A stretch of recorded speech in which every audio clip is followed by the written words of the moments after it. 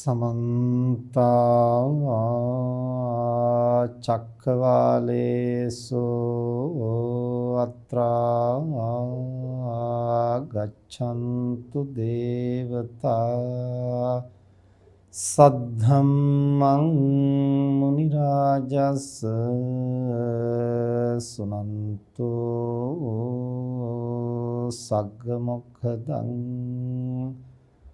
ධම්ම ශ්‍රවණ කාලෝ අයං භදන්තා ධම්ම ශ්‍රවණ කාලෝ අයං භදන්තා ධම්ම ශ්‍රවණ කාලෝ අයං භදන්තා නමෝ තස් භගවතෝ අරහතෝ සම්මා සම්බුද්දස්ස නමෝ තස් භගවතෝ අරහතෝ සම්මා සම්බුද්දස්ස නමෝ තස් භගවතෝ අරහතෝ සම්මා සම්බුද්දස්ස ඉදං khopana භික්ඛවේ දුක්ඛ නිරෝධං අරිය සත්‍යං යෝ තස්සා ඒව තණ්හාය අශේෂ විරාග නිරෝධෝ චාගෝ පටිනිස්සග්ගෝ මුත්‍ති අනාලයෝති.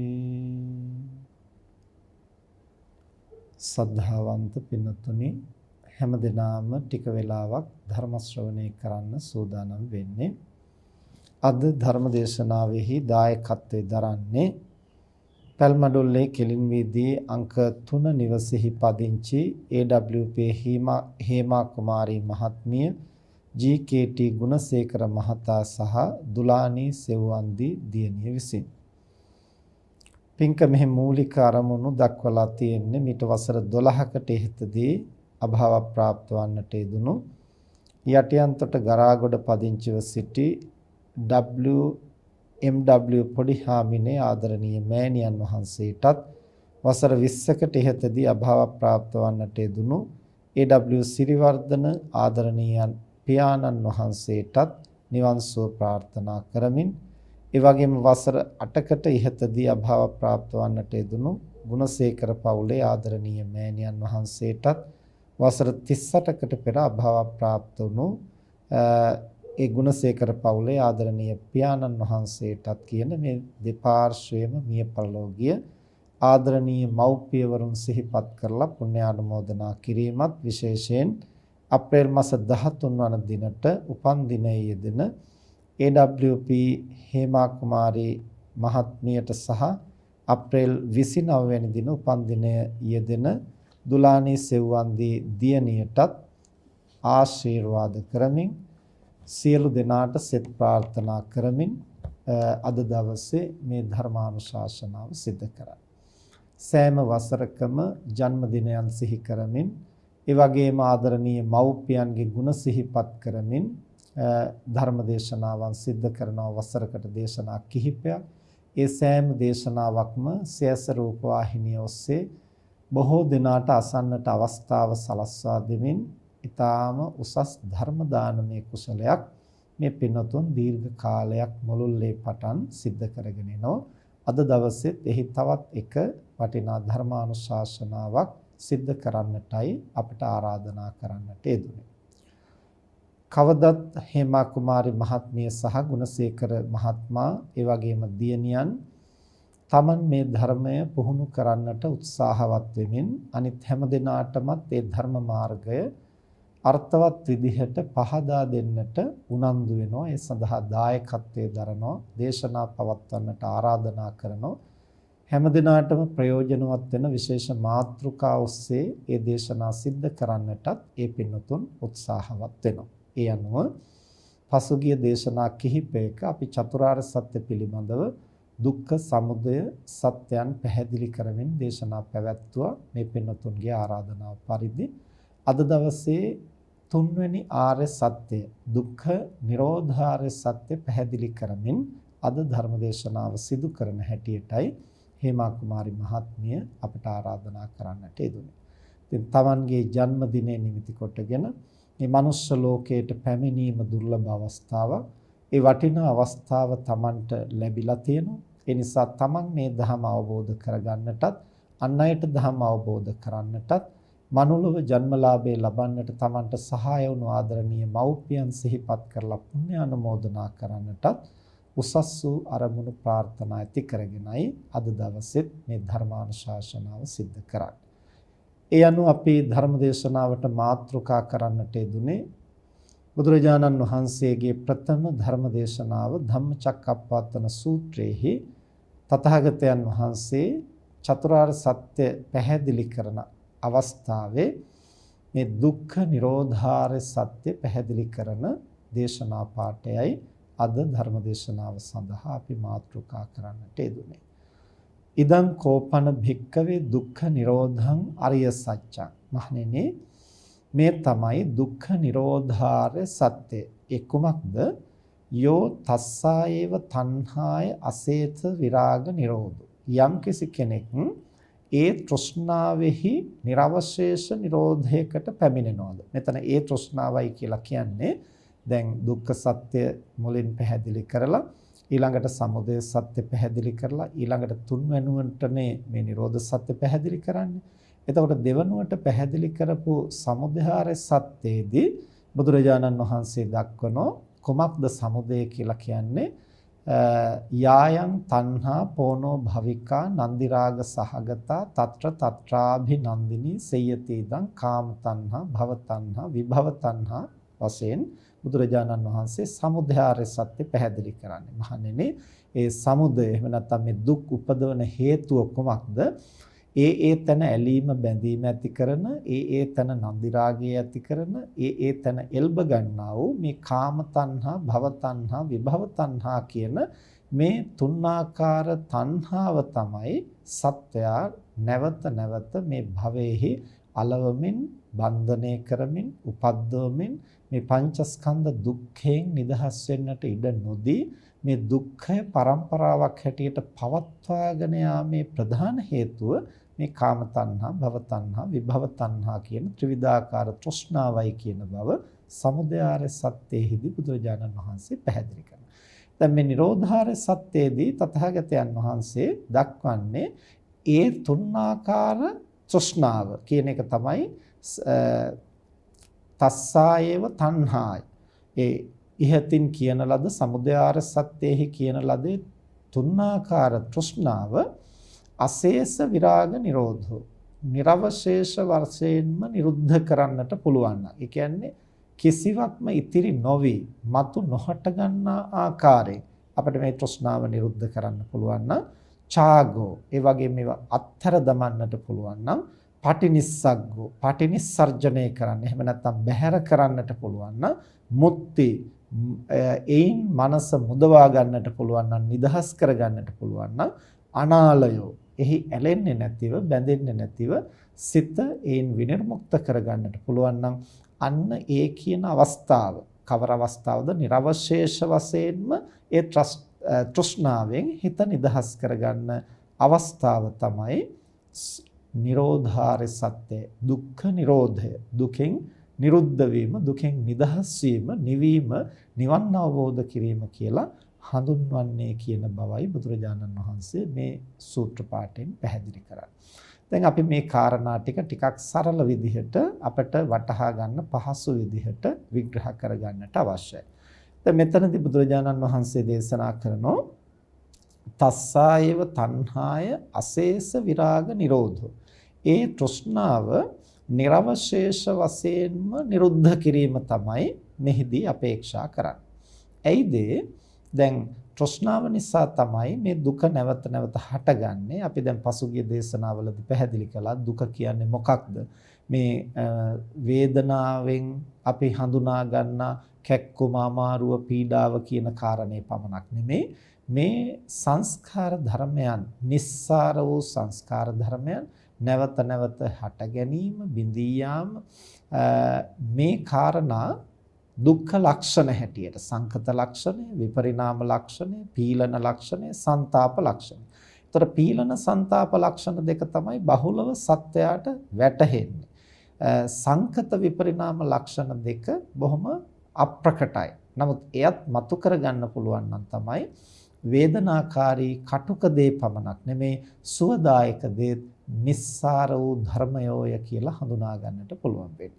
අන්නේ සංස්කාර ධර්මයන්ගේ નિසරු ගතිය තමයි මෙහි දුක්ඛ කියලා බුදුරජාණන් වහන්සේ දේශනා කරන්නේ.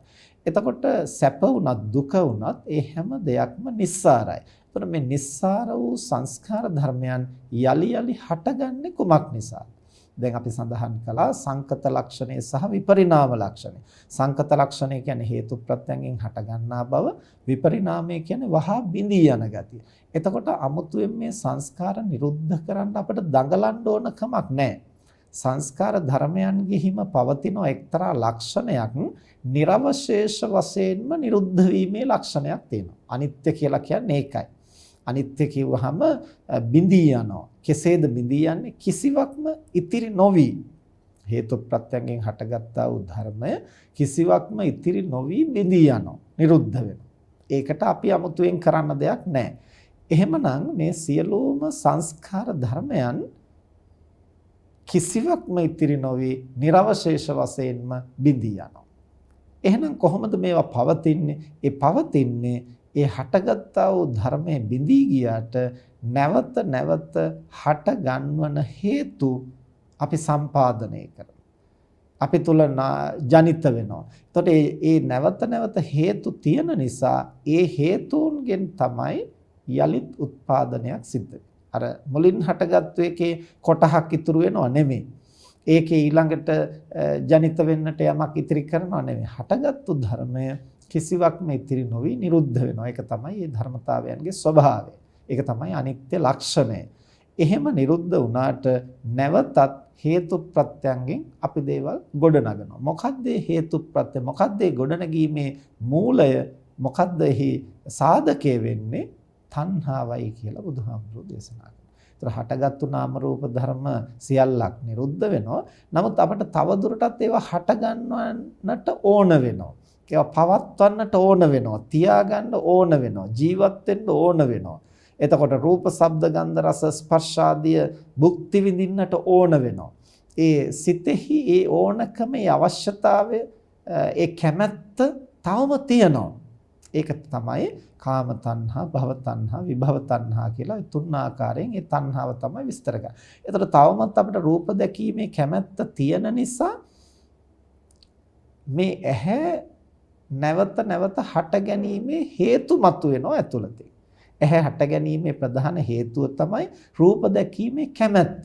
දැන් ඊළඟ භවයක අපි උපදිනකොට අපිට ඇහැක් හට ගන්නවද නැද්ද? ඇහැක් තියෙන තැනක උපදිනවද නැද්ද කියලා තීරණය වීමේ ප්‍රධාන සාධකය මොකද්ද? රූප දැකීමේ කැමැත්ත. හැබැයි රූප දැකීමේ කැමැත්ත තිබ්බ පමණට අපි දැසින් රූප දකින්නට සුදුසු කුසල් කරලා නැත්නම් අන් අයගේ නේත්‍ර අහිමි කිරීමේ අකුසල කර්මයක් නම් කෙරෙන්නේ අපි ඇස ඇති තැනක උපදිනවා ඇස අන්ධ වෙලා. එතකොට රූප දැකීමේ කැමැත්ත අපිට නැතිනම් එතනින් එහාට අපි මේ රූපී ආත්ම භාවයක් ලබන්නට අපේ මනස පෙළඹෙන්නේ නැහැ.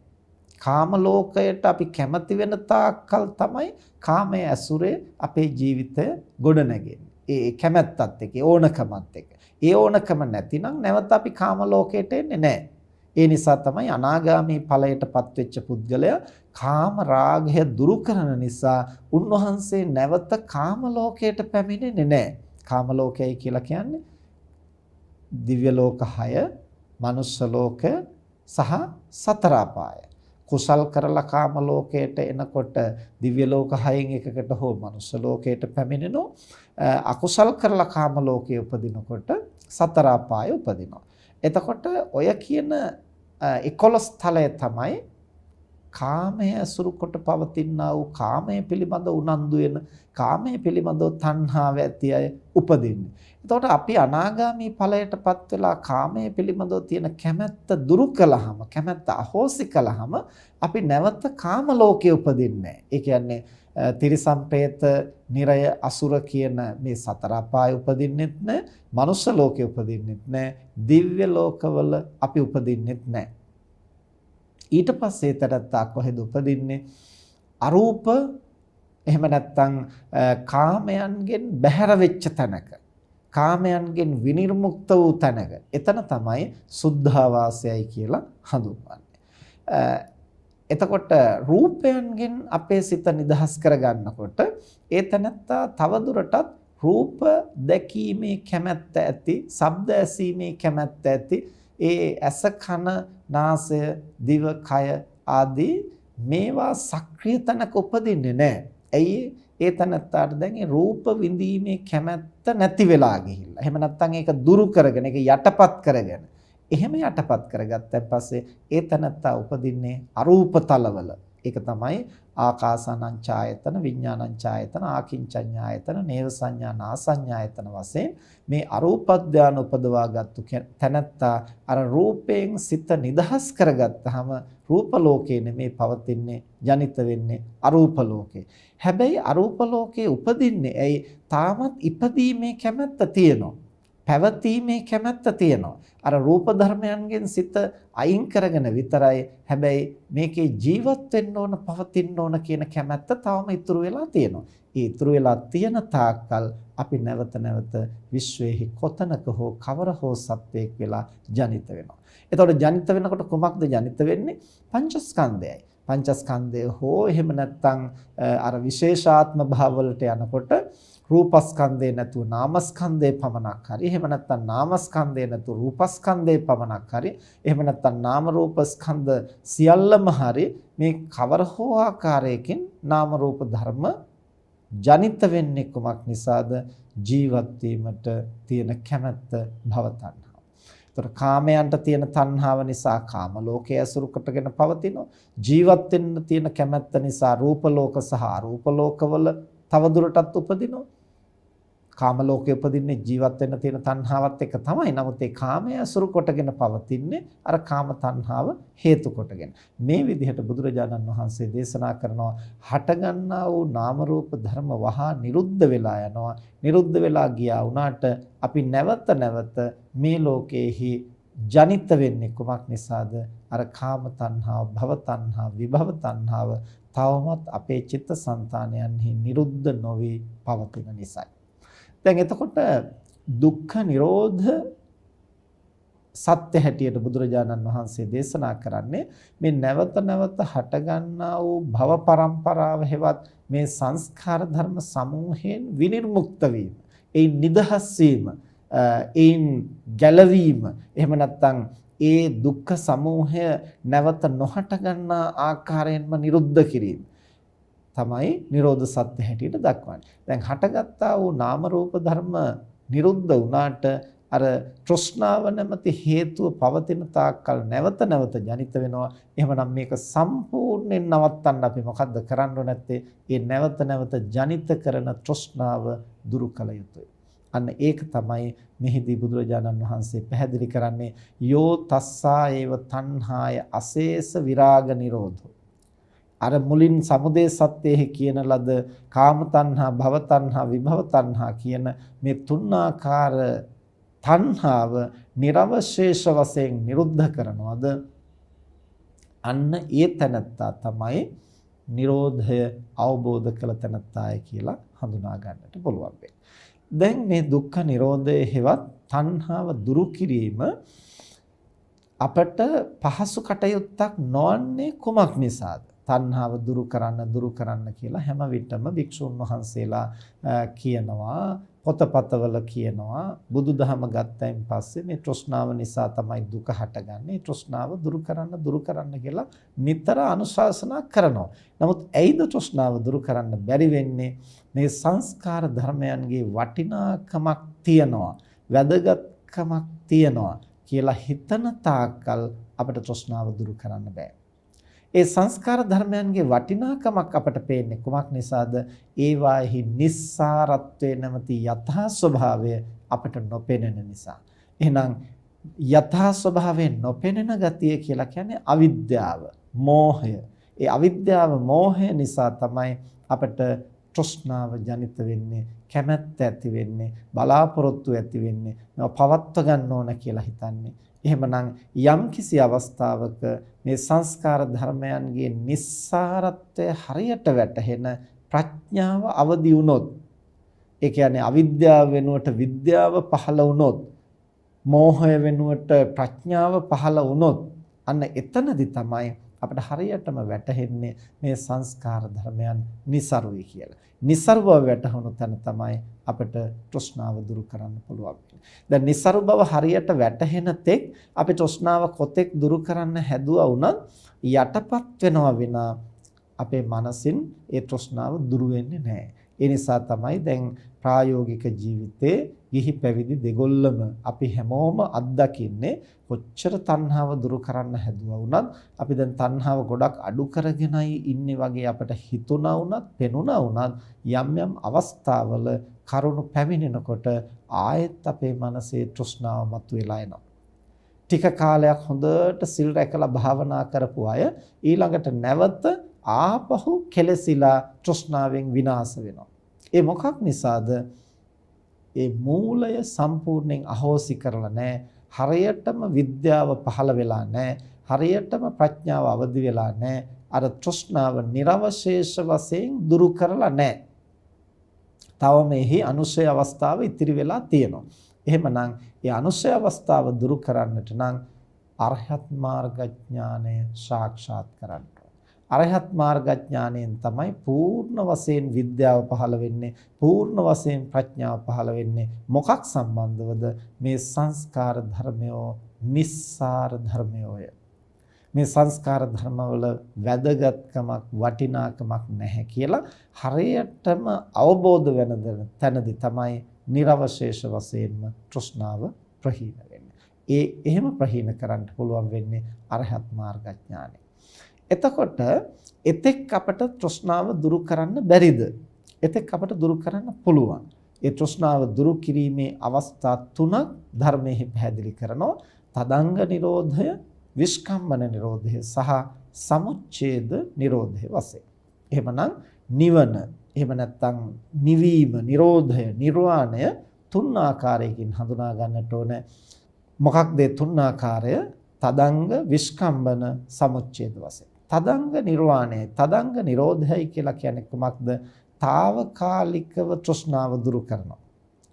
తాවකාලිකව කෙලෙස් දුරු කරනවා. එතකොට විස්කම්බන නිරෝධයයි කියලා කියන්නේ දීර්ඝකාලීනව තෘෂ්ණාව නිරුද්ධ කරනවා. සමුච්ඡේද නිරෝධයයි කියලා කියන්නේ සදාකාලිකවම එය නිරුද්ධ කරනවා. නිර්වශේෂ වශයෙන් නැවත නොහට ගන්නා ආකාරය. අර අනුශය ධර්මය සම්පූර්ණයෙන්ම ප්‍රහාණය කරනවා.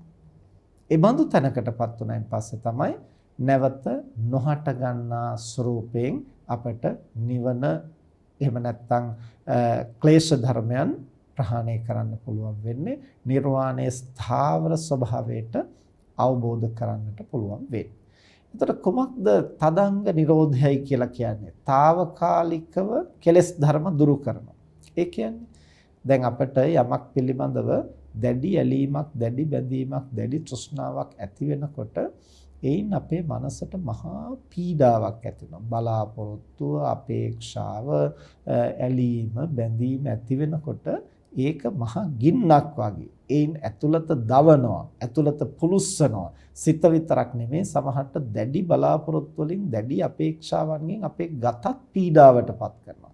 නිතර නිතර ගොඩාක් බලාපොරොත්තු තියාගෙන ඉන්නකොට, හුඟක් අපේක්ෂා තියාගෙන ඉන්නකොට සම්පූර්ණ නොවුණු අපේක්ෂා ගොන්නකින් අපේ මනස හෙම්බත් කරගන්නකොට ඒ තැනත්තා මානසිකවත් පමණක් නෙමේ කායිකවත් දුර්වල වෙනවා, පීඩා විඳිනවා, වෙහෙසටපත් වෙනවා, දැවීමටපත් වෙනවා. ඒතර යම්කිසි කෙනෙකුට ඒ අපේක්ෂා කරන දේවල් ටික ටික අඩු කරගන්න පුළුවන්. ඒ කියන්නේ දැන් අපි දේවල් මෙහෙම ලං කරගත්තට, බලාපොරොත්තු වුණාට ඇත්තට මේ වච්චර තේරුමක් ඇති දේවල් නෙමෙයි. ඒවා ලොකුවට වැදගත් දේවල් නෙමෙයි. ඒක නැති වුණත් මට ජීවත් වෙන්න පුළුවන්. ඇත්තටම මේවල අපි ලං කරගන්නේ මොන පරමාර්ථයෙන්ද? මේ හැඟීම් වලට අපි වහල් වුණා කියලා තේරුමක් නැහැ. අවශ්‍යතා සම්පූර්ණ කරගෙන සැහැල්ලුවෙන් ජීවත් වෙන්න ඕන. මේ බලාපොරොත්තු වැඩි වෙන්න ඒක මනසට ලොකු වෙහෙසක්. දැන් මේ පිළිබඳව යම්කිසි දැනුමක් වැටහීමක් ඇති වෙනකොට අපිට తాවකාලික වශයෙන් අර තෘෂ්ණාව ටික ටික අඩු කරගන්න පුළුවන්. අන්න එහෙම తాවකාලිකව අඩු වෙනවා. නමුත් වෙනත් කාරණයකදී නැවතේ තෘෂ්ණාව මතුවෙන්න පුළුවන්. එතෙක් අපේ මනසේ තෘෂ්ණාව සංහිඳෙනවා. ඒ తాවකාලිකව සංසිඳීම, తాවකාලිකව තෘෂ්ණාව දුරු වීම මහත් වූ සහනයක්, සැහැල්ලුවක් හැටියට අපේ සිතට දැනෙනවා. ඒක තමයි තදංග නිරෝධයයි, තදංග නිර්වාණයයි කියලා හඳුන්වන්නේ. දැන් මේක අපට හැම විටම අත්දකින්නට පුළුවන්. තෘෂ්ණාව පමණක් නෙමෙයි, ඕනම ක්ලේශ ධර්මයක්, ඕනම අසත් ධර්මයක් අපේ මනසේ මතුවනහම ඒකෙන් ලොකු වෙහසක්, පීඩාවක් ඇති වෙනවා.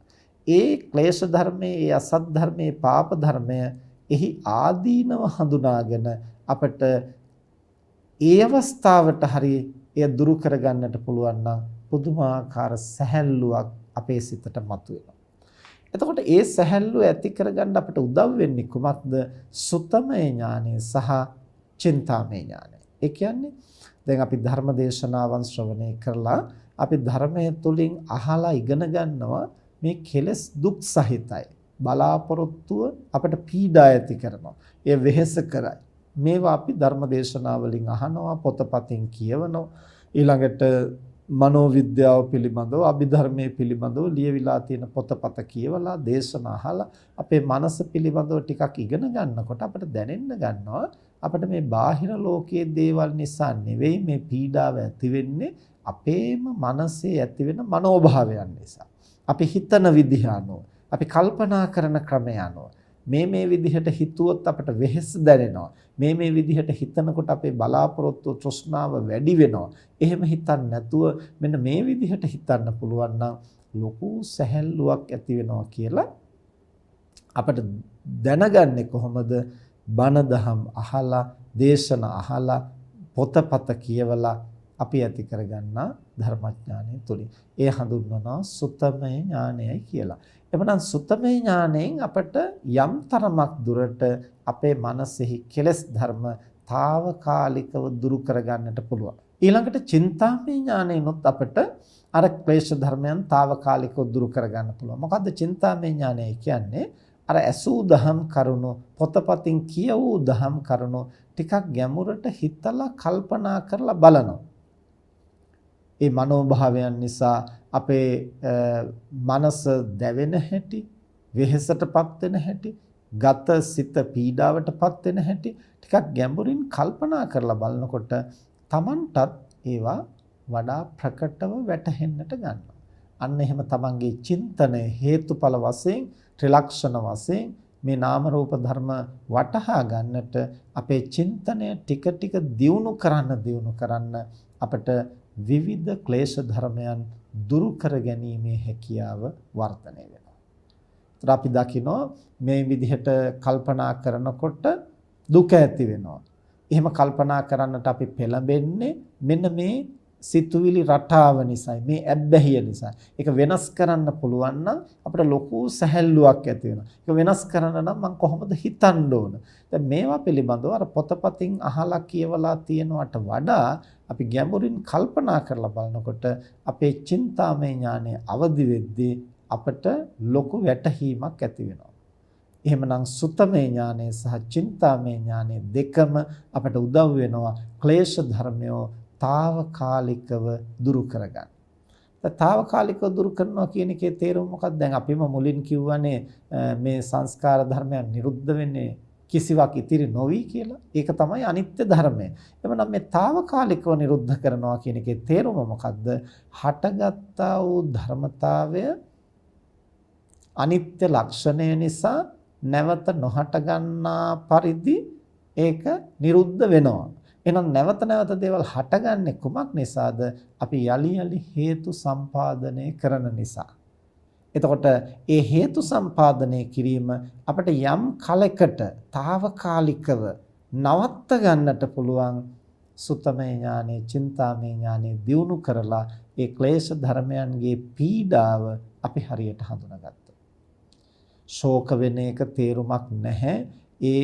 එහෙම ශෝක වුණයි කියලා ලෝකේ දේවල් වෙනස් වෙන්නේ නැහැ. අපි දුක් විඳින එක විතරයි වෙන්නේ කියන එක යම්කිසි කෙනෙක් හරියට තේරුම් ගත්තොත් ඒ තනත්තාට අර ශෝකය මතුවෙන විදිහට හිතන්නේ නැතිව ශෝකය දුරු වෙන විදිහට හිතන්න පුළුවන්. එතකොට යම් ප්‍රමාණයකට ඒ තනත්තාගේ මනසේ ශෝකය, ਸੰతాපය දුරු කරගන්නට පුළුවන්. තෘෂ්ණාව ඇති වෙන හැටියට හිතාගෙන යනකොට ඒන් පීඩාවටපත් වෙනවා කියලා දැනෙනකොට තෘෂ්ණාව ඇති වෙන්නේ නැති විදිහට අපිට හිතන්න පුළුවන්. එතකොට අපිට ලොකු සහනයක්, සැහැල්ලුවක් මනසට දැනෙන්න ගන්නවා. දැන් මේවා දීර්ඝ කාලයක් අපි ශ්‍රවණය කරලා සිතලා කල්පනා කරලා තේරුම් ගන්න ප්‍රමාණයට තමයි අපිට කෙලස් ධර්ම දුරු කිරීමේ හැකියාව වර්ධනය වෙන්නේ. ඊළඟට භාවනාමය ඥාණයෙන් අපි යම්තාක් දුරට පුහුණු කරනවා නම් මනස. දැන් අපි දේවල් කොච්චර හිතුවත්, කොච්චර කල්පනා කරලා වටහා ගත්තත් ඒක එතරම් සාර්ථක වෙන්නේ නැහැ. අපි පුහුණු කරලා මනස එතන පවත්වා ගන්නට වෑයම් කරන්න ඕනේ. ඒ පුහුණුව යම් තරමකට ඇති වෙනවද ඒ ප්‍රමාණයට තමයි අපට සැබවින්ම කෙලස් ධර්ම දුරු කරලා සිත සැහැල්ලුවෙන් පවත්වන්නට හැකියාව ලැබෙන්නේ. ඒතර බුදුරජාණන් වහන්සේ දේශනා කරන්නේ භාවනාමය ඥානය තුලින් තමයි සැබෑවටම ප්‍රායෝගිකව අපි කොහොමද මේ තෘෂ්ණාව දුරු කිරීමේ ක්‍රියාවලිය පුහුණු කරන්න කියලා අපට අවබෝධ කරගන්නට පුළුවන් වෙන්නේ. හැබැයි එහෙම අවබෝධ කරගත්තා වුණාට ඒක තදංග වශයෙන් තමයි අපට මৌলিক අවස්ථාවේ අත්දකින්නට පුළුවන් වෙන්නේ. තදංග වශයෙන් කියලා කියන්නේ తాවකාලිකව. ඊට පස්සේ අපට දැනෙනවා මම මේ කාරණේ හොඳටම වටහාගෙන තමයි මේ ප්‍රශ්නේ निराකරණය කරගත්තේ. හැබැයි ආයෙත් වෙනත් අවස්ථාවක වෙනත් විදිහකට මතුවෙනවා. මේ මොහොතේ අපි හොඳට නුවණින් කල්පනා කරලා හිත සකස් කරගන්නවා. අපි ඒකට තණ්හාවෙන් ඇලෙන්න බැඳෙන්න හොඳ නැහැ. ඕනෙවට වඩා අපි මේ ඉන්ද්‍රියන් පිනවීමට ඇලී ගලී කටයුතු කරන එක සුදුසු නැහැ. ඒ තණ්හාව නිසා අපට අකුසලයක්මයි සිද්ධ වෙන්නේ, වෙහසක්මයි සිද්ධ වෙන්නේ කියලා තේරුම් ගත්තාම අපිට යම් ප්‍රමාණයකට දුරු කරගන්න පුළුවන්. හැබැයි ආපහු දවසක් හමාරක් යනකොට ආයේ වෙන පැත්තකින් ඒ තණ්හාව බොහොම බලවත් විදිහට මතුවෙනවා. රූප දැකීමේ කැමැත්ත, ශබ්ද ඇහිීමේ කැමැත්ත ඇති වෙනකොට මේකෙන් කෙලස් වැඩෙනවා කියලා තේරුම් ගත්තාම අපිට ඒක යට කරගන්නට පුළුවන්, දුරු කරගන්න පුළුවන්. ආයෙත් හැබැයි අපි කැමැතිම සින්දුවක් ඇහෙනකොට නැවත අපිට අර ශබ්ද ඇසීමේ කැමැත්ත මතුවෙනවා. නැවත රූප දැකීමේ කැමැත්ත මතුවෙනවා. එතකොට අපිට හිතෙනවා දැන් අපි ඉස්සරලා ඇතිවෙච්ච තෘෂ්ණාව දුරු කරගත්තා. දැන් ආයෙත් ඒ තෘෂ්ණාව මතුවෙනවා. එයි මතුවෙන්නේ තවම අපි නිර්වශේෂ වශයෙන් ඒ තණ්හාව දුරු කරලා නැති නිසා.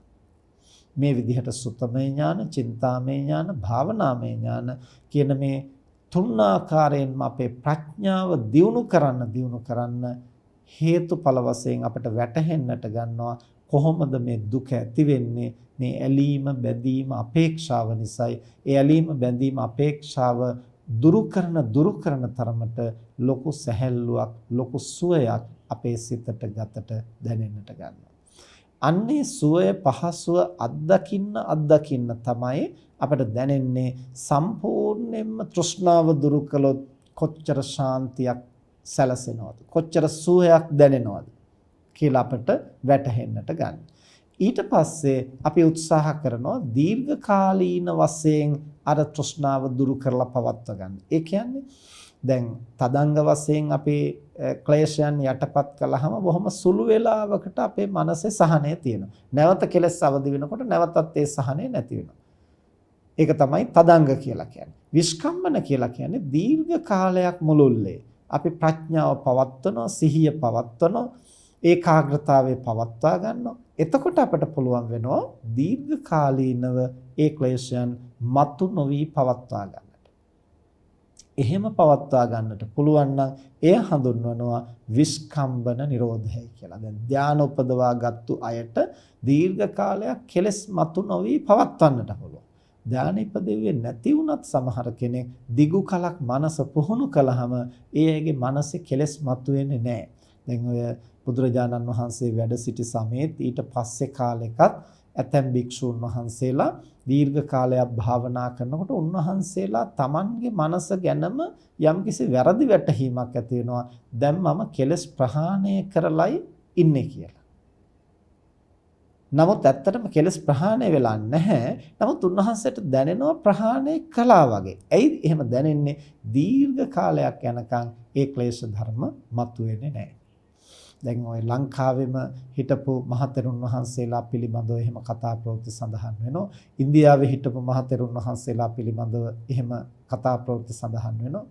මහා සීව කියන තෙරුන් වහන්සේ භික්ෂුන් වහන්සේ තමන් වහන්සේගේ ශිෂ්‍ය පුත්‍රයන් වහන්සේලා 30000ක් කමටහන් දීලා ඒ 30000ම අරහත්ත්වයටපත් වුණා. හැබැයි මහා සීවහාමුදුරුවෝ තවමත් ප්‍රතඥයෙක් හැටියට. ඊට පස්සේ උන්වහන්සේගෙන් කමටහන් අරගෙන අරහත්ත්වයටපත් වුණු ගෝලහාමුදුරුවනම උන්වහන්සේ කෙරෙහි අනුකම්පාවෙන් ඇවිදින් අහනවා ස්වාමීනි ඔබ වහන්සේ කවදාද මේ අධිගමය ලැබුවේ?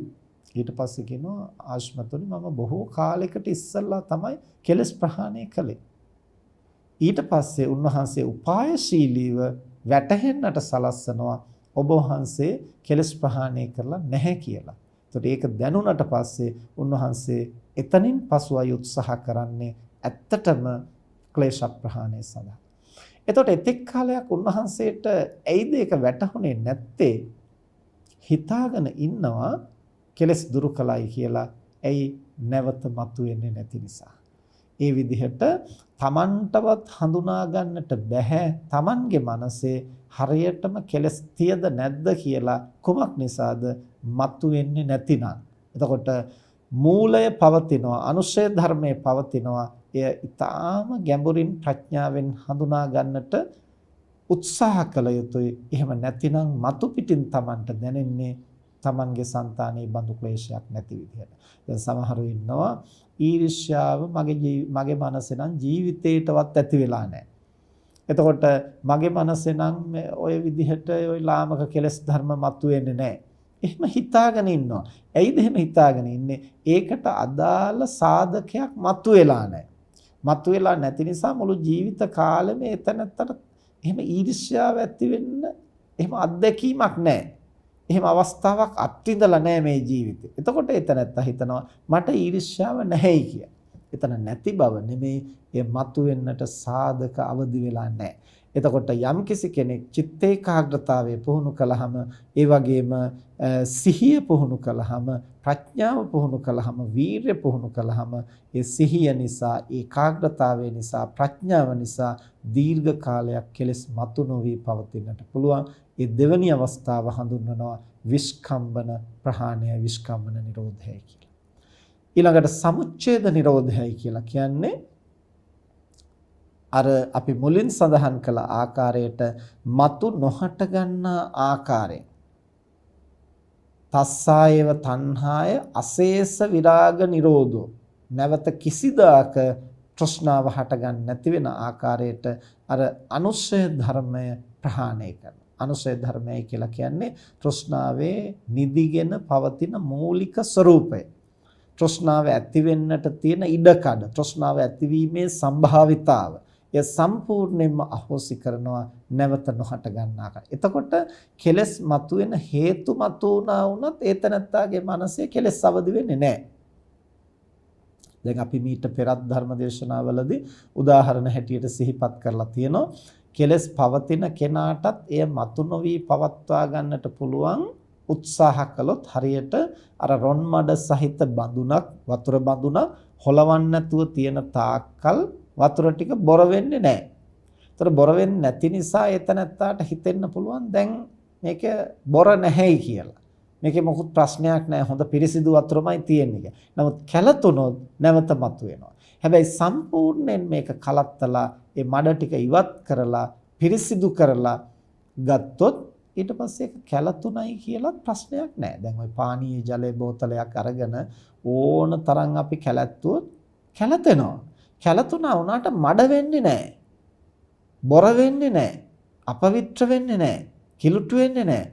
ඇයි ඒක කැලැත්තුහම බොර වෙන්නේ නැත්තේ? ඒ බොර වීමේ සාධක එහි නැති නිසා. කැලැත්තුහම කැලැත් වෙනවා. නමුත් මඩ වෙන්නේ බොර වෙන්නේ අපිරිසිදු වෙන්නේ නැහැ. ඒ සාධක බැහැර කරලා නිසා. අන්න ඒ වගේ మతు නොහට ගන්නා ආකාරයෙන් ප්‍රහාණය කළ තැන ඒ තනත්තාගේ సంతානයේ කොතෙක් කැළඹුණත් ඒ సంతානෙහි ක්ලේශයන් මතුවෙන්නේ නැහැ. ඒවා ප්‍රහාණය කරලා තියෙන නිසා. දැන් එතකොට යම් කිසි කෙනෙකුට නිවන් අවබෝධ කරන්නට අවශ්‍ය නම් ඒ තනත්තා කෙලසද මේ තෘෂ්ණාව අනුක්‍රමයෙන් දුරු කිරීමේ ප්‍රතිපදාවට අවතීර්ණ වෙන්නේ. ඒ සඳහා පින්නතුනේ එකපාරටම තණ්හාව දුරු කරන්න කියලා කිව්වට අපි කාටවත් ඒක දුරු කරන්නට එහෙම පහසු නෑ. එහෙනම් අපි මොකද්ද කරන්න ඕන? මේ තණ්හාව ඇතිවීමේ හේතුව දුරු කරන්න උත්සාහ කරන්න.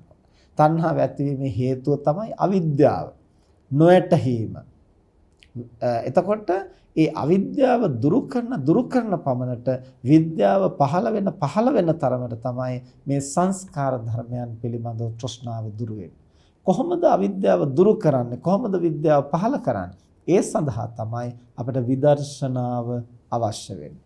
විදර්ශනාවෙන් මොකද්ද කරන්නේ? සංස්කාර ධර්මයන්ගේ යථා ස්වභාවය ප්‍රකට කරගන්නේ.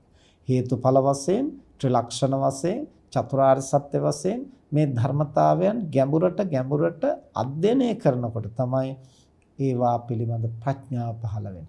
හේතුඵල වශයෙන් ප්‍රඥාව පහළ වෙනවා කියලා කියන්නේ පින්නතුනේ මේ නාම රූප ධර්ම හේතු ප්‍රත්‍යයෙන් හටගන්න අන්‍යෝන්‍ය වශයෙන් යැපෙන වෙන් වූ ධර්මතාවයන් හැටියටයි ක්‍රියාත්මක වෙන්නේ කියලා අපිට වැටහෙන්න ගන්නවා. එතකොට තමයි අර සත්වයේ පුද්ගලයේ ආත්මයක් මම කියන අදහස් දුරු කරගන්නට පුළුවන් වෙන්නේ. ඒ සත්ව පුද්ගල ආත්ම සංඥාව හෙවත් සක්කාය දිට්ඨිය නිසා තමයි අපිට මේ බොහෝ දේවල් වලින් ගැලවෙන්නට බැරුව මනස පැටලෙන්නේ. ඒ අවිද්‍යාව සහ සක්කාය දිට්ඨිය නිසා.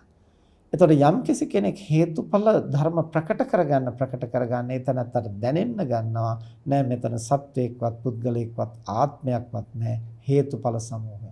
ඒ කාරණේ වැටහෙන්න අපිට මේ දැඩි විදිහට දේවල් එක්කලා තියෙන බන්ධන, ඇලීම, කාකොටා ගන්න, මරා ගන්න, ඒවා වෙනුවෙන් ජීවිත පූජා කරන්න අපිට හිතෙන ගතිය, ඒ තරම් දැඩි විදිහට කෙලස් වල එල්බ ගන්නා ගතිය, උපාදාන කර ගන්නා ගතිය ටික ලිහිල් කරගන්නට පුළුවන්. දැඩි තෘෂ්ණාව අඩු කරගන්න පුළුවන්. ඊට පස්සේ තව ටිකක් ගැඹුරට බලනකොට තමයි ත්‍රිලක්ෂණ වශයෙන්, අනිත්‍ය වශයෙන්, දුක්ඛ වශයෙන්, අනාත්ම වශයෙන්. අනිත්‍ය කියන්නේ හේතු ප්‍රත්‍යයෙන් හටගන්නා දේ වහා බිඳී යනවා. දුක්ඛ වශයෙන් කියලා කියන්නේ ඒවාෙහි නිස්සාර ගතිය. අනාත්ම වශයෙන් කියලා කිව්වේ නැවතත් අර හේතු ප්‍රත්‍යයෙන් හටගන්නා ලක්ෂණය. මේ ත්‍රිලක්ෂණය ප්‍රකට කොට දකින්න තමයි මේවා ඇලෙන්නට, බැඳෙන්නට, පවත්වන්නට, උපාදාන කරගන්නට, ඒ වෙනුවෙන් කාකොටා ගන්නට, ඒ වෙනුවෙන් මරා ගන්නට තරම් වැදගත් දේවල් නෙවෙයි කියන එක අපට දැනෙන්නට ගන්න. ඒ නිසා අනිත්‍ය, දුක්ඛ, අනාත්ම, අසුභ කියන මේ ලක්ෂණ ප්‍රකට වෙන තරමට අපට සංස්කාර ධර්ම පිළිබඳව නිර්වද්‍ය වැටහීම යථාබෝධය ඇති වෙන්නට ගන්නවා. ඒ යථාබෝධය ඇති වෙන ප්‍රමාණයට තමයි තණ්හාව ටිකෙන් ටික දුර වෙන්නේ. ඒ නිසා පින්නතුනේ අද ගොඩාක් දෙනා වරදවාගෙන තියෙන කාරණයක් තමයි තණ්හාව දුරු කරන්නට නම් දේවල් අතහරින්න, දේවල් බැහැර කරන්න. අත්හැරීම තමයි අවශ්‍ය වෙන්නේ. හැබැයි බලහත්කාරයෙන් අත්හැරලා නිවන් දකින්නට බෑ. මනසින් අත්හැරෙන තැනට අවබෝධය ජනිත කරන්නට ඕන. මනසින් අත්හැරෙන තැනට අවබෝධය ජනිත කරන්න ඕන. ප්‍රඥාව අවදි කරන්න. එහෙම නැතුව මේ තණ්හාව තියාගෙන හිර කරගෙන බලහත්කාරයෙන් දේවල් අතහරින්නට ගිය තැන ලොකු ගැටුමක් ඇති වෙනවා. විකෘතියක් ඇති වෙනවා. ඒ පටලවිල්ල ඇති කරගෙන අපිට නිවන් දකින්න බෑ, කෙලස් නසන්නට බෑ. ඒ නිසා යම් කිසි දෙයකට තෘෂ්ණාව ඇති වෙනවා නම් අපි කරන්න ඕන ඒක අතහරින්නට දඟලන එක නෙමෙයි. ඇයිද මම මේකට ඇලෙන්නේ? ඇලෙන්න තරම් වැදගත්කමක් මේකේ තියද? ඇලෙන්න තරම් වටිනාකමක් තියද? කුමක්ද මට මේ සුභවාදීව පෙනෙන්නේ? සුභවාදීව දැනෙන්නේ කියලා නැවත විමසා බැලීමයි අප විසින් කළ යුත්තේ. අන්න ඒ විදිහට හේතුඵල වශයෙන් ත්‍රිලක්ෂණ වශයෙන් අපි යමක් පිළිබඳව ප්‍රත්‍යවේක්ෂා කරලා ප්‍රඥාව අවදි කරගන්න ප්‍රමාණයට අපිට මේ සංස්කාර ධර්මයන් අනිත්‍යයි දුකයි අනාත්මයි අසුභයි හේතුඵල වශයෙන් පවතින සංස්කාර ගොන්නක් පමණයි කියලා හරියට වැටහෙන තරමට ඒවා පිළිබඳව තෘෂ්ණාව දුරු වෙනවා. වෙනතුනේ අපි හිතමු අපිට මොකක් හරි දෙයක් ඊටාම වටිනා දෙයක් වගේ එකපාරට බැලූ බැල්මට පෙනෙනවා. එහෙම පෙනෙනකොට අපිට ලොකු කැමැත්තක් ඒ පිළිබඳව ඇති වෙනවා. ඊට පස්සේ අපි එකින් එක හාරලා විමසලා බලනකොට නෑ මෙතන මේ නිකන් පිටින් අලවලා පින්තාරු කරලා ආලේප කරලා තියෙන දෙයක් විතරයි මේක ඇතුලේ කිසි වැදගත් දෙයක් නෑ කියලා පෙනෙනකොට අර මුලින් තිබිච්ච ලොකු අපේක්ෂාව ටික අඩු වෙලා ගිහිල්ලා බොහොම සරල සැහැල්ලු තැනකට අපේ මනස එනවා. මේ සංස්කාර ධර්මයන් පිළිබඳවත් කල යුත්තේ අන්න එයයි. ඒ නිසා බලහත්කාරයෙන් දේවල් අතහරින්නට උත්සාහ කිරීම වෙනුවට සැබෑ නෛෂ්ක්‍රම්‍ය වෙත අපි අවතීර්ණ වෙන්නට ඕනේ. සැබෑ නෛෂ්ක්‍රම්‍ය මතුවෙන්නේ කොතනද? මේ සංස්කාර ධර්මය නිස්සාරයි කියලා තේරුම් ගන්නා ප්‍රමාණයට. සංස්කාර ධර්මයන් නිස්සාරයි කියලා තේරුම් ගන්න ප්‍රමාණයට තමයි අපේ මනසේ ඇල්ම උපාදානය ටිකෙන් ටික අඩු වෙන්නේ. නමුත් අද සමාජයේ අපි දකිනවා හුඟක් වෙලාවට අත්හරින්නට හදන්නේ බලහත්කාරයෙන්. බලහත්කාරයෙන් ඇයිද අත්හරින්නේ? මේ තණ්හාව නිසා අපට දුක ඇති වෙනවා, පීඩාව ඇති වෙනවා කියලා යම් ප්‍රමාණයකට මතු පිටින් හඳුනාගෙන තියෙනවා. ඒ මතු පිටින් හඳුනාගෙන තියෙන නිසා මේක අතහැරියොත් තමයි සහනය සැලසෙන්නේ කියලා යම් ප්‍රමාණයකට අහලා හිතලා තේරුම් අරගෙන තියෙනවා. නමුත් ප්‍රායෝගිකව ඒක කෙරෙන්නේ කොහොමද කියලා හරියට අවබෝධ නොකර ගන්නා තාක්කල් අපි බලහත්කාරින් දේවල් බැහැර කරන්න උත්සාහ කරනවා. එතකොට බාහිරින් දේවල් බලෙන් බැහැර කළාම අපි හුඟක් දේවල් අත්හැරපු අය වගේ අපිට පේනවා. හැබැයි අපේ මනසේ අනුශය ධර්ම, ක්ලේශ ධර්ම යට කරගෙන, තද කරගෙන ඉන්න නිසා ඒවා යම් මොහොතක මතුවෙනවා. එක දවසක් එක තරුණ මහත්මයෙක් අපි සමග කියනවා, "හාමුදුරුවනේ, අපේ තාත්තා දීර්ඝ කාලයක් හොඳට ගුණධම් වඩපු කෙනෙක්. මස් මාළු උම්මලකඩ කිරි ටිකක්වත් තාත්තා අනුභව කළේ නැහැ. ඒ තරම්ම ප්‍රතිපත්තිගරුකව කටයුතු කළා. දැන් හාමුදුරනේ වයස්ගත වෙනකොට ඉල්ලන්නෙම මස්, බිත්තර ඒවම තමයි ඉල්ලන්නේ. දැන් මොකෙක් හරි මල පෙරේතෙක් ආරූඪ වෙලාද දන්නේ නැහැ. එතනදී අපි පැහැදිලි කරලා දුන්නා මොකක්ද ඒ සිද්ධ වෙන්නේ? අර ජව සම්පන්න කාලේ බලහත්කාරයෙන් දේවල් අත්හැරියා.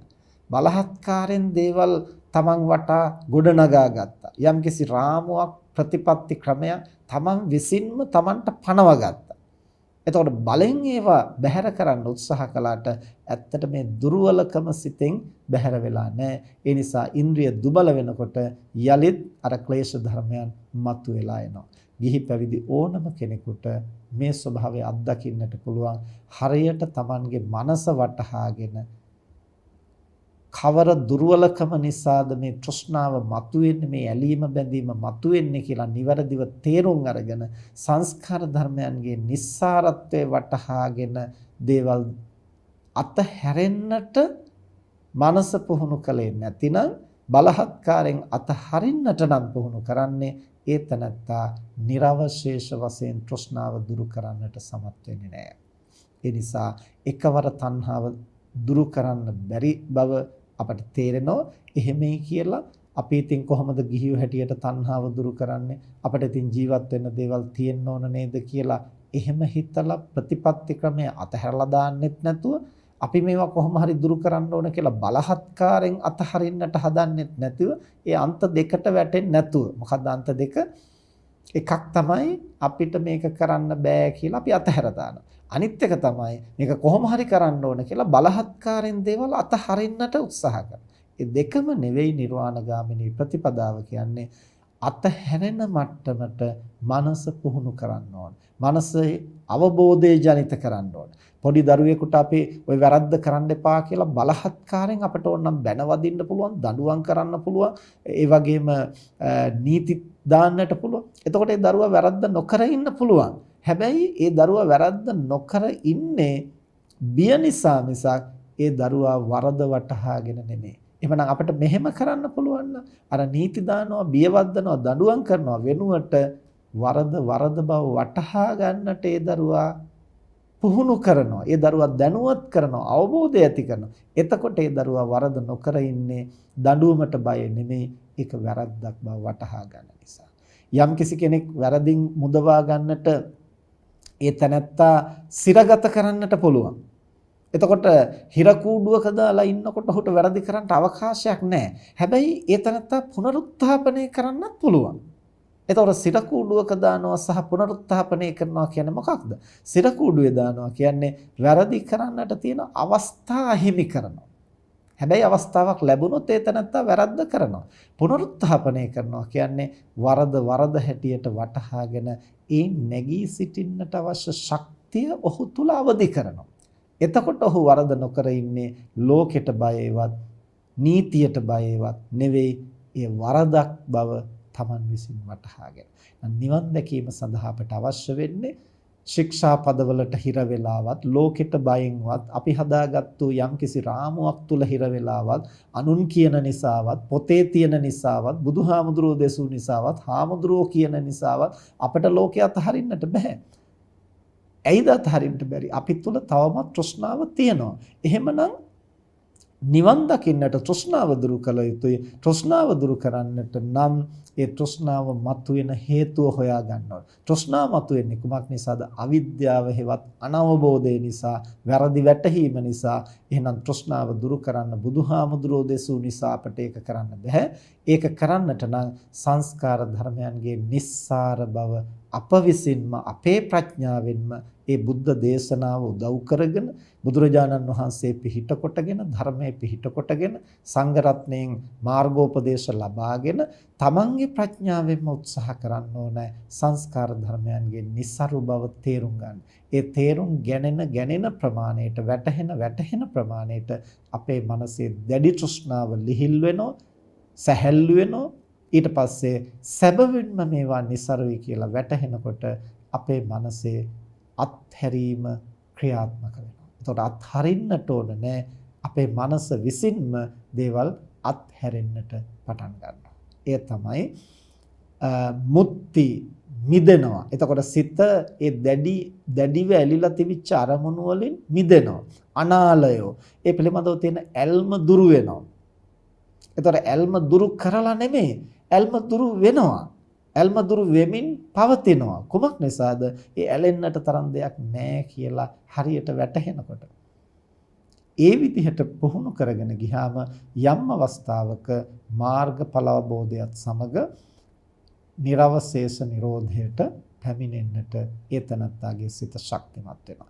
මෙන්න මේ විදිහට පින්නතුනේ යම් කිසි කෙනෙකුට තදංග විස්කම්බන සමුච්ඡේද වශයෙන් අනුක්‍රමයෙන් තෘෂ්ණාව දුරු කිරීමේ ක්‍රමය පුරුදු පුහුණු කරන්නට හැකියාව තියෙනවා. ඒ සඳහා අවශ්‍යම සාධකය බලහත්කාරයෙන් දේවල් අතහැරීම නෙමෙයි, ප්‍රඥාවෙන් මේ සංස්කාර ධර්මයන්ගේ નિසරු බව අවබෝධ කරමින් ස්වභාවිකව මනසින් දේවල් අත්හැරෙන්නට මනස පුහුණු කිරීමයි අවශ්‍ය වෙන්නේ. මේ කාරණා සිහියේ පවත්වාගෙන තමන්ගේ ජීවිතේ ප්‍රායෝගිකව කෙලෙස් ධර්මයන් ප්‍රහාණය කිරීමේ ප්‍රතිපදාව පුහුණු කරන්නට, ඒ තුලින් තදංග වශයෙන්, විස්කම්බන වශයෙන් ක්ලේශ ප්‍රහාණය හෙවත් නිර්වාණය ප්‍රත්‍යක්ෂ කරන්නට යම් දිනක නිර්වශේෂ වශයෙන් කෙලෙස් ප්‍රහාණය කරමින්, තෘෂ්ණාව දුරු කරමින්, සමුච්ඡේද වශයෙන්ම නිර්වාණය අවබෝධ කරන්නට මේ අසු දහම් කරුණු හැම දිනාටම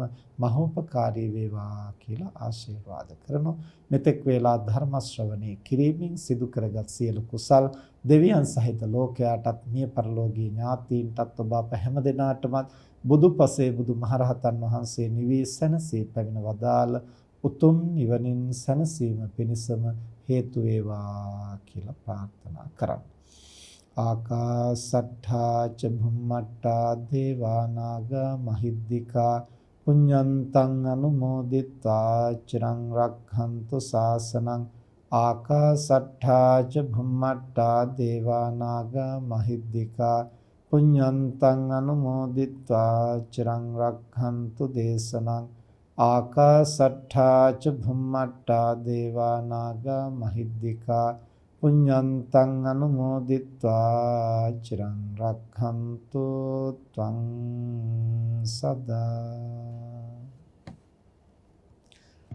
අද ධර්මදේශනාවෙහි දායකත්වයේ දරන්නේ පැල්මඩුල්ලේ කෙලින් වීදී අංක 3 නිවසේහි පදිංචි AWP හේමා කුමාරි මහත්මිය, GKT ගුණසේකර මහත්මයා සහ දුලානී සෙව්වන්දි දියණිය විසින් මීට වසර 12කට ඉහතදී අභාව ප්‍රාප්ත වන්නට යෙදුණු යටියන්තොට ගරාගොඩ පදිංචිව සිටි MW පොඩිහාමිනේ මෑණියන් වහන්සේටත් වසර 20කට පෙර අභාව ප්‍රාප්ත වන්නට යෙදුණු AW සිරිවර්ධන පියාණන් වහන්සේටත් ඒ වගේම මීට වසර 8කට පෙර අභාව ප්‍රාප්ත වන්නට යෙදුණු ගුණසේකර පවුලේ මෑණියන් වහන්සේටත් වසර 34කට පෙර අභාව ප්‍රාප්ත වුණු ගුණසේකර පවුලේ පියාණන් වහන්සේටත් නිර්වාණ සුවය ප්‍රාර්ථනා කිරීම, විශේෂයෙන්ම අප්‍රේල් මාස 13 වන දිනට උපන් දිනයේ යෙදෙන AWP හේමා කුමාරි මහත්මියටත් අප්‍රේල් 29 වෙනි දිනට උපන් දිනයේ යෙදෙන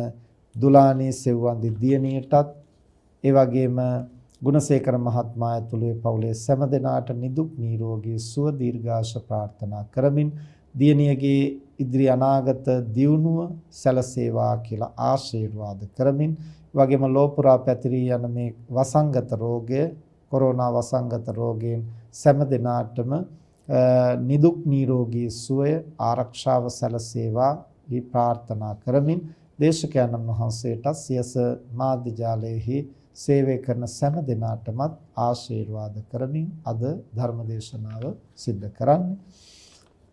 සෑම දිනාටම ධම්ම අසන්නට අවස්ථාව සලස්වා දීම ධර්ම දානමේ පින්කමක්. ඒ ප්‍රඥාව දියුණු කරගන්නට හේතු වෙනවා.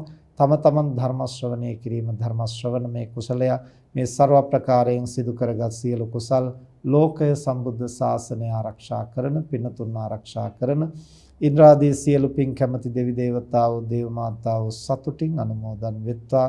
දෙවියන්ගේ දිවයිසුරු සම්පත් වර්ධනය කරගනිත්වා. සම්බුද්ධ ශාසනයත් මනුෂ්‍ය වර්ගයාත් চিරාත් කාලයක් එහෙන් ආරක්ෂා කෙරෙත්වා.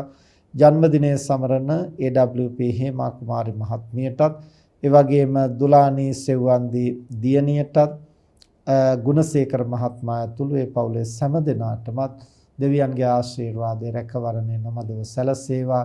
දෙවියෝත් ප්‍රාර්ථනීය බෝධියකින් නිවන් දකිත්වා කියලා ප්‍රාර්ථනා කරන්න. උපන් දිනේදී සිහි කළ යුතුම දෙදෙනෙක් තමයි ආදරණීය මව්පියන්. ඒ නිසා හේමා කුමාරි මහත්මියගේ දයාබර මව්පියන්, ගුණසේකර මහත්මයාගේ මව්පියන් ඇතුළු මිය පරලෝකීය සියලු ඥාතීන් මේ කුසල් දහම් සතුටින් අනුමෝදන් වෙත්වා. ඒ හැම දිනාගෙම භව ගමන සුවපත් කරගනිත්වා. ප්‍රාර්ථනීය බෝධියකින් නිවන් දකිත්වා කියලා ප්‍රාර්ථනා කරන් ඔබ අප හැම දිනාට මේ උදාර කුසලය මෙලව යහපත අභිවෘද්ධිය පිණිස පවතිවා. සසර වාසය කරන තාක් නරක ආදී සතර අපායකට මිත්‍යා දෘෂ්ටි කුලයකටපත් නොවීම පිණිස, කල්යාණ මිත්‍ර සම්පත්තිය සද්ධර්ම ශ්‍රවණේ ලැබීම පිණිස හේතු වේවා. බුදුපසේ බුදුමහරහතන් වහන්සේ නිවේසනසේ පැමිණ වදාළ උතුම් නිවනින් සැනසීම පිණිසම හේතු වේවා කියලා ප්‍රාර්ථනා කරන් රත්නත්‍රය අනන්ත ගුණානුභාවයෙන්ද පින් අනුමෝදන් වන දෙවියන්ගේ ආශිර්වාදයෙන්ද සිදු කරගත් සියලු කුසල් බලයෙන්ද ජන්මදිනයේ සමරන AWP හේමා කුමාරි මහත්මියටත් ඒ වගේම දුලානි සෙව්වන්දි දියණියටත් ගුණසේකර මහත්මයා ඇතුළු පවුලේ සැමටත් ලංකාවාසී ලෝකවාසී සියලු දෙනාටම නිදුක් බව නිරෝගී භාවයේ චිරජීවනයේ සැලසේවා. ආයුරාෝග්‍ය සම්පත් වර්ධනයේ වේවා. මේ ලබන්නා වූ නව වර්ෂයේහි කායික මානසික සුවයෙන් යුක්තව සුවසේ ගුණධම් වඩමින් තමන්ටත් ලෝකයටත් සම්බුද්ධ ශාසනයටත් වැඩදායක වාසනාවන්ත ජීවිත ගත කරන්න හැම දිනාටම ශක්තිය ලැබේවා කියලා ආශිර්වාද කරමු. හැම දිනාටම තෙරුවන් සරණයි. බුද්ධං සරණං ගච්ඡාමි ධම්මං සරණං ගච්ඡාමි සංඝං